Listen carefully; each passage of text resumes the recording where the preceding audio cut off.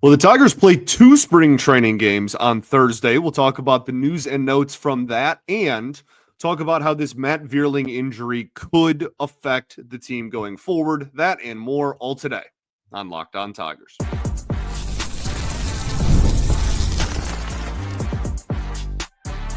You are Locked On Tigers, your daily Detroit Tigers podcast. Part of the Locked On Podcast Network, your team every day. What is up, everybody? Welcome back to another edition of Locked On Tigers. I'm, of course, your host, Scott Bentley. Today is Friday, February 28th, 2025. Thank you so much for making Locked On Tigers your first listen every single day. We are free and available wherever you get your podcasts, including YouTube, part of the Locked On Podcast Network, your team every day. Today's episode is brought to you by FanDuel. Right now, new FanDuel customers can get $150 in bonus bets if your first $5 bet wins. Download the app or head to FanDuel.com to get started. Happy Friday, everybody. We are going to talk some Tigers baseball and send you off into hopefully what is a wonderful weekend. I feel like that the pause right in between the waiting for the and YouTube was good today. That was good. That was good. So we have two baseball games to go over. We'll talk about the results and what we do know from those games. As get this, okay, this is gonna blow your mind. The Tigers played two different baseball games on Thursday. 2-0 were televised. Awesome. I love it. So great. So we are going to talk about the data and the stats and whatnot that we do have from those games. We're also going to talk about the ABS system now that we have a little bit of a sample size under our belt and how that has gone so far in spring training. We're going to talk about Matt Vierling suffering an injury that no one knows the severity of, like at all. So we'll probably do some speculating there, and then we're gonna preview Javy Baez. And last year I waited until I think he was the last player I did last year. Wait till the very end. Dragged it out because I didn't want to. We're going to rip the Band-Aid off in February here this time around. So from these games, as I've already complained about, neither televised. They did have Dan Dickerson. I almost said Eric Dickerson for some reason. Dan Dickerson and Jason Benetti both in the radio booth for the game against Boston. Very cool to see them working together. That's kind of sweet. And then, Tampa apparently was played on like a backfield somewhere. I don't know. There was zero stats or really anything. They did catch a video of Spencer Torkelson hitting a ball about 900 feet, however, in that ball game. I don't know how fast the pitch was. I don't even know what type of pitch it was. Not sure where it was located. Don't really know much. Just saw him go yard and saw the swing from like the dugout angle from probably the social media manager's like iPhone. So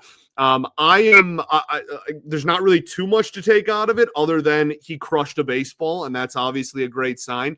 I think the biggest thing for me is like I need to see him do that against velocity, dog. Like it would move me very little if like it would change my opinion of where Torkelson stands.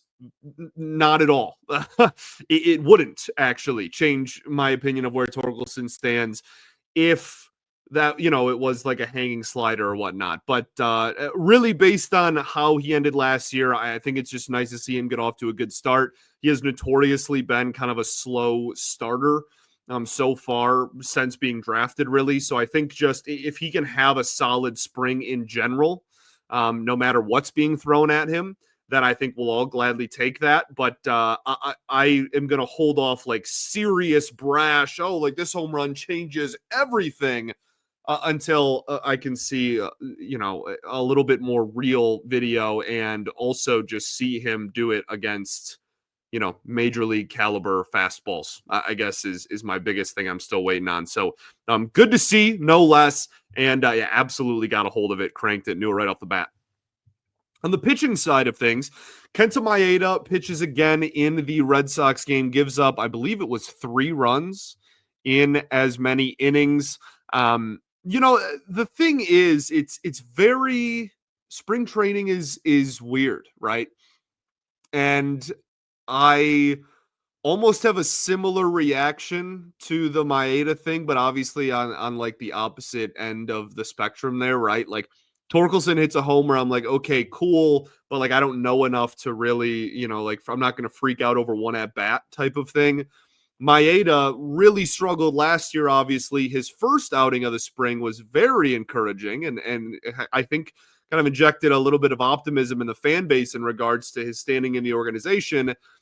This outing, we don't get to watch it. I have no idea how good the stuff looked, et cetera, et cetera. Me complaining, the drill. But like the numbers on them, like the velocity was still really good, and the spin and everything, like the numbers on paper look as though the stuff was still pretty solid. It's just a matter of whether that's actually true or not, and we won't know that until we see him pitch in a televised game here. So I am gonna also reserve too much judgment there, which I think is like fair on both accounts, right? Like obviously one in a positive way, one in a negative way. I'm gonna try to not overreact to either of those and wait and see what happens going ahead in spring. But Maeda obviously fighting for a spot in the rotation.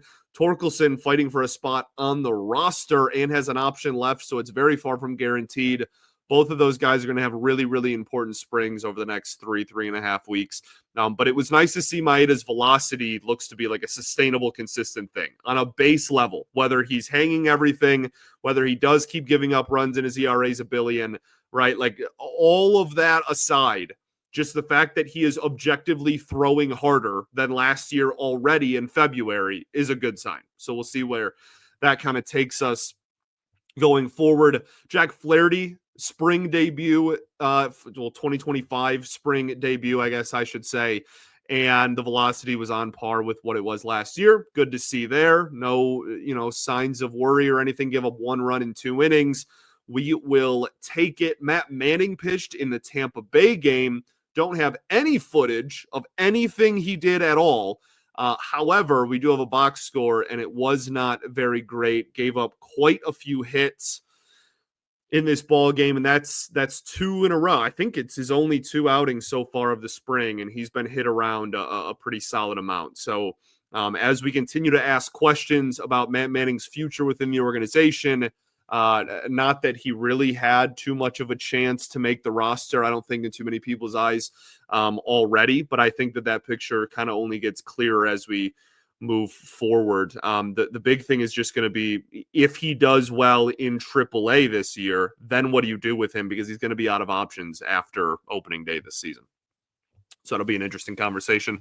Riley Green off to a really hot start so far this spring. Smoked a double into the gap. I think Evan Petzold said it was like 111 miles an hour off the bat. Had a homer, not in these games, but earlier in the week as well. So really good stuff from Riley Green, who was legitimately one of the best left fielders in baseball last season, was an all-star. Put up great WAR numbers, great hitting numbers, great defensive numbers. This is the guy that you are hoping you can build around. And we'll talk about it when we do the Riley Green player preview, which will probably be a little bit longer than some of the other ones. I am expecting a huge year. Like I really think Riley Green can take that next step and be really, really, really good.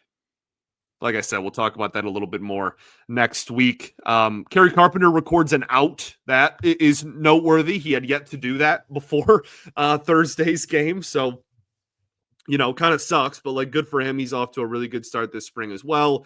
Jason Foley had an interesting start to spring based on what he was throwing. I want to talk about that. Then we'll get into the Matt Vierling injury and how that could affect the team going forward. We will do all of that right after this. Got to talk to y'all today about our friends over at FanDuel. When the game tips off, the NBA action is just getting started. And there's no better place to get in on the action than FanDuel, America's #1 sportsbook. With FanDuel, you can place live bets throughout the game. So even if you miss the opening tip-off, or if you want to bet on a fourth quarter comeback, you can stay in the action. And if you're looking for a bigger payout, you can even combine your live bets into a same game parlay.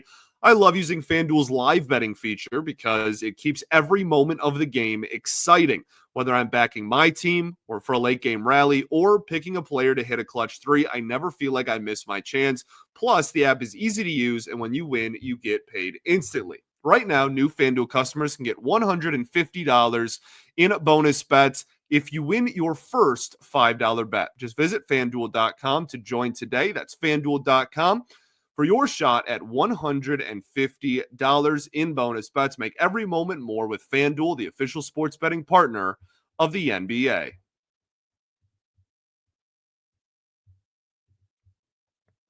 All right, everybody, welcome back here. Segment 2 of Locked On Tigers. Appreciate you all for tuning in, as always, making us your first listen every single day. Shout out to the everydayers that do tune in every day. We, of course, will be back on Monday recapping a weekend of baseball. And that is an absolutely beautiful, beautiful thing that I am glad we get to not spend together. We're not watching together, but read a box score with after. Hopefully one of the games this weekend at least will be televised. I haven't looked ahead at the schedule yet. I just kind of wake up assuming that none of them are, so that I can only be excited about news. Great way to live life. My therapist would be happy about that one. So before we talk about Matt Vierling's injury and the effect that could have, I want to talk about Jason Foley and his spring debut. Didn't get to watch it, obviously, as I will continue to reiterate just to bother everybody. But looking at the Baseball Savant page and looking at what he threw, it was very heavy slider based. And in the Jason Foley player preview, I mentioned how I want him to throw fewer sliders. I would much prefer, unless the pitch got better, right? If his slider is significantly better, like noticeably better than it was a year ago, then yes, throw it more, and hopefully it can be that pitch. And in this game, in only one inning of work, the slider alone, he threw it 4 or 5 times, and it had 2 swings and misses. That's fantastic. That's great. I don't know if I don't know, right? We'll have to wait until we can actually see it to really go too much more in depth than what I just gave you. But that's on paper a good thing. I think that it's also spring training, and they're probably like, you know what? We know the sinker is good. Let's see if the slider is any better. Just throw it a bunch. And we saw that a lot last year with Matt Manning's, change up thing. He threw a ton last season, and then, the regular season started and he stopped. That is what spring training is for. So we'll see how that development continues. But for now, I think that's at least somewhat of an encouraging start here for Jason Foley. Will Vest got hit around as well. But I don't know. Maybe I'm wrong, but I feel like Will Vest is atrocious every spring training. And then he's just like an adrenaline junkie. So like the regular season starts and he just turns into, prime Mariano Rivera. It's hilarious to me, but that's how I feel. Maybe that's completely off base. I'll have to look at the actual numbers, but that's how I felt for a few years in a row now. Matt Vierling is injured with a right shoulder injury. That's the only information we have. AJ Hinch said that he hurt it in the last spring training game he played, which I believe was last weekend. And he obviously hasn't played since. Apparently, further testing is happening on Friday, today, as you are listening to this. So we should have a little bit more of an update throughout the weekend. This one's weird because the Parker Meadows one, the team made it pretty apparent. They were like, hey, we don't think this is serious. That he's like day to day, like he'll be back. The Matt Vierling injury here, they're being very vague about, which I never like. And on top of that, the organization is reiterating and adamant on the fact that they are not like talking about the severity of the injury. I don't know if that's intentional. I don't know if it's just like that's the report they got and that's all there is to it. We're not taking any more questions at this time. I have no idea. But not awesome. And look, this could be, we show up on Monday and we laugh about an overreaction and it's like, oh, he missed, 2 more days and it was just, he had a bruise and everything's totally fine. That'd be great. And I hope that is the truth. But the further testing and the vagueness of it just gives me like a weird feeling. I'm really hoping that it's not severe, but we have to talk about what happens if it is an injury that sidelines him for a prolonged period of time. Beyond opening day is really the only amount of time it would take to change the roster discussion. Obviously, Jace Young benefits from that immensely, and he would become, probably the everyday third baseman, sans maybe Andy Ibanez getting some reps there if a lefty is starting or comes into a game late. But I would imagine that would kind of just be passed to Jace Young, and he would be almost a lock to get on the roster then. I also think that would kind of open the door for rostering Trey Sweeney and Javy Baez both, maybe even, those two plus a Winfield Perez. Maybe that makes Torkelson's path a little bit easier. Jahen as well. Like all of those five guys, you get to bring somebody that you probably weren't going to have room for when spring training started if Matt Vierling goes down. So that would suck. I mean, that would not be great. And that would be a pretty big blow to the outlook of the left side of the infield there and just kind of what we're expecting production wise around the diamond. So let's hope that it is not serious and that it is just they're being very precautionary and want to kind of play it by ear and make sure they know what it is before they tell the public. That's totally fair. That's the team's right. And Matt Vierling's right, certainly as well, to do that. But we'll see. We'll see. Another thing I want to talk about very briefly here is, first off is highlight where I talked about the fact that we were going to discuss who the opening day starter was. And then we did talk about Tarik Skubal and how he looked in his first spring training game. But I don't think, maybe I'm wrong, but I don't think I actually ever said Tarik Skubal was named the opening day starter after joking about it. So in case that wasn't heavily implied and you didn't just figure that out, Tarik Skubal is in fact your opening day starter for the Detroit Tigers. That's the most obvious thing ever. AJ Hinch said it live on the broadcast earlier this week. It was just like, I'll save the theatrics. I'll just tell you now. He said it was the easiest decision he's ever made. And that, it's not even breaking news, really. We have to talk about it. And we have to say, hey, news breaks, whatever. But, everyone knew that.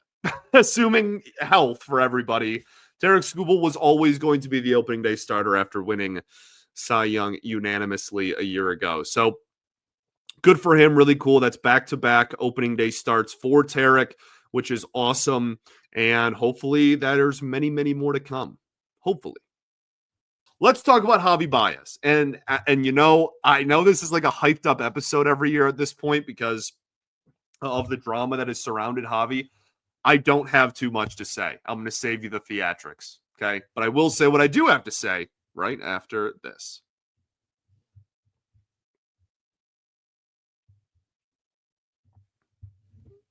All right, everybody, welcome back here. Third and final segment of Locked On Tigers. Appreciate y'all for tuning in.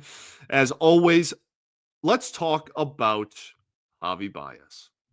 Javy last season had a negative 0.7 Fangraphs WAR. He had a 184 average, a 221 OBP, a 294 slug. That was good enough, I guess you would say, for a 515 OPS. Is that real? That is real. That is just absolutely wild. So, obviously, those numbers are brutal. And I think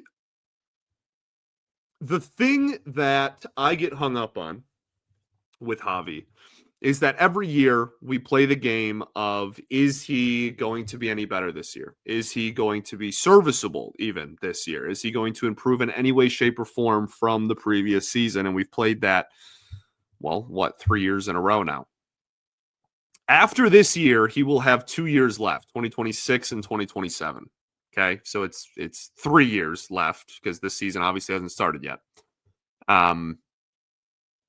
I think everyone's big question is there a point at this point in the contract? Is there a production level that Javy can reach where the Tigers do just count their losses and they negotiate a buyout of some sort and remove Javy from the roster.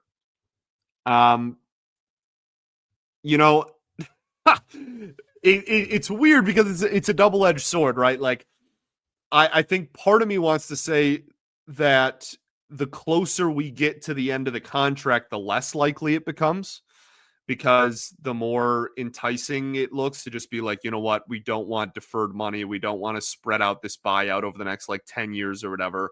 Let's just eat it and get through these next 3 seasons. But it's a lot of money. It's over, what is it, 60, $70 million still he's on the hook for over the next 3 years.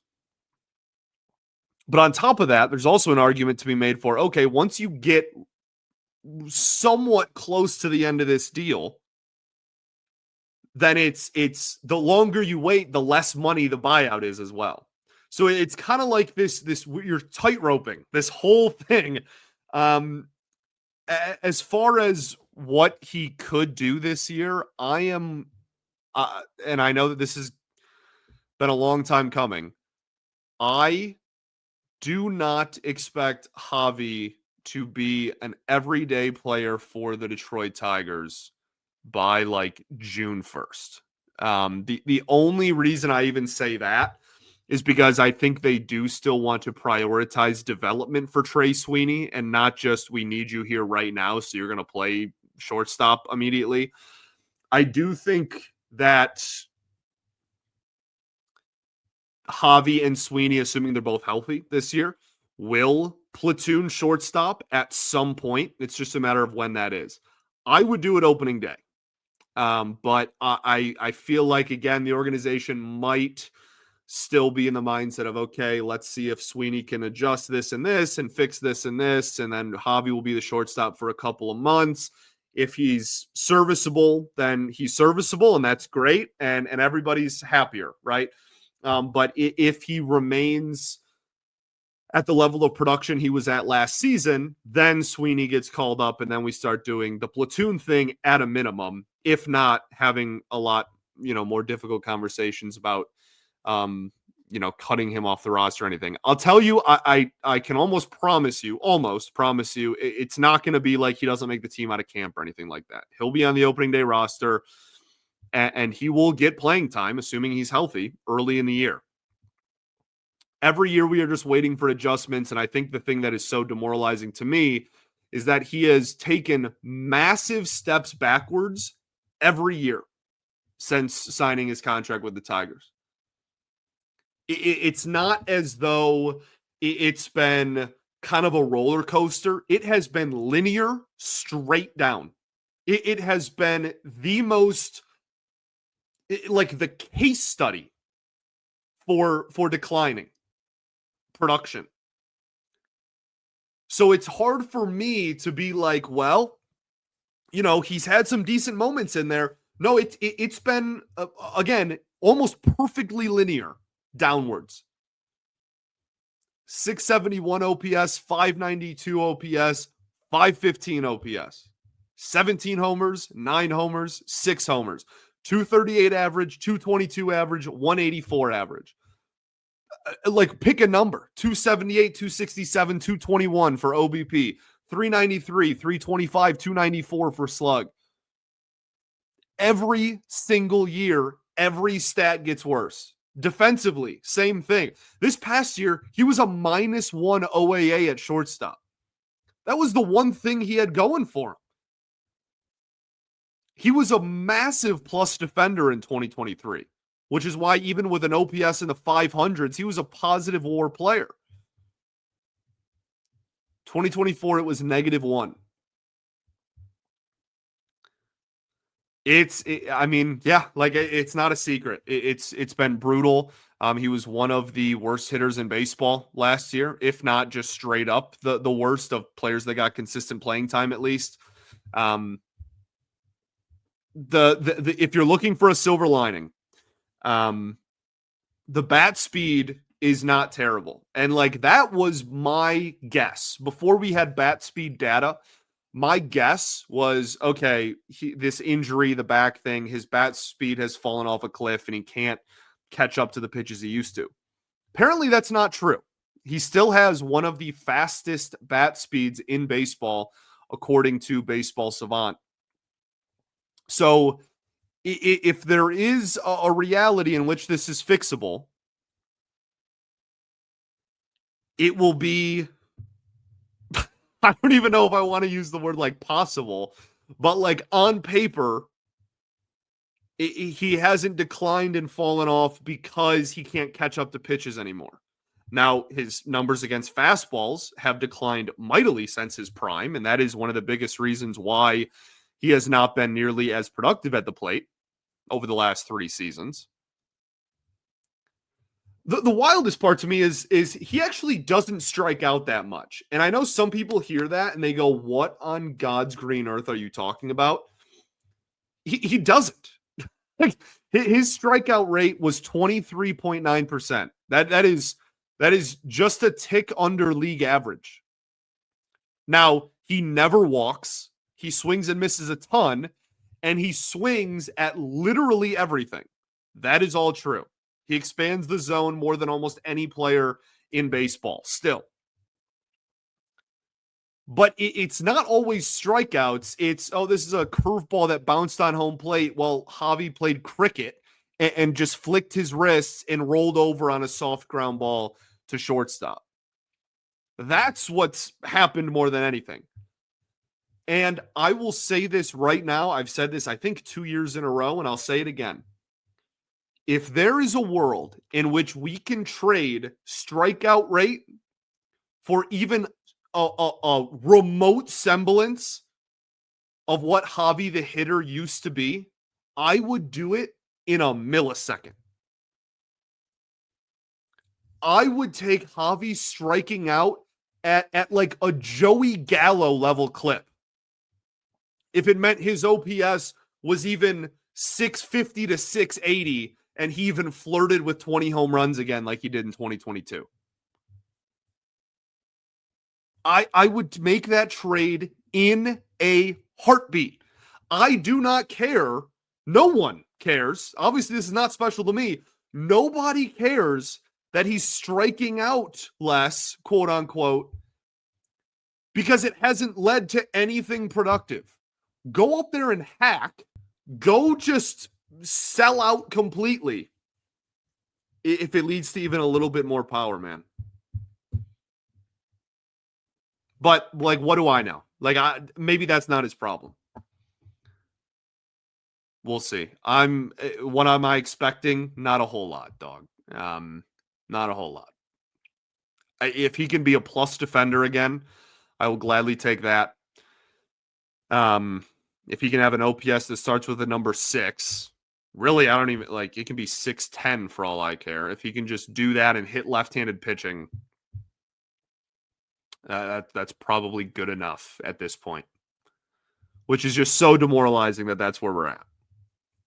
Where we're not even talking about, like, can he hit 20 homers again? Can he get back to being, like a 2 or 3 or 4 WAR player? It's like, can he just be a replacement level player again with good defense and hit 9?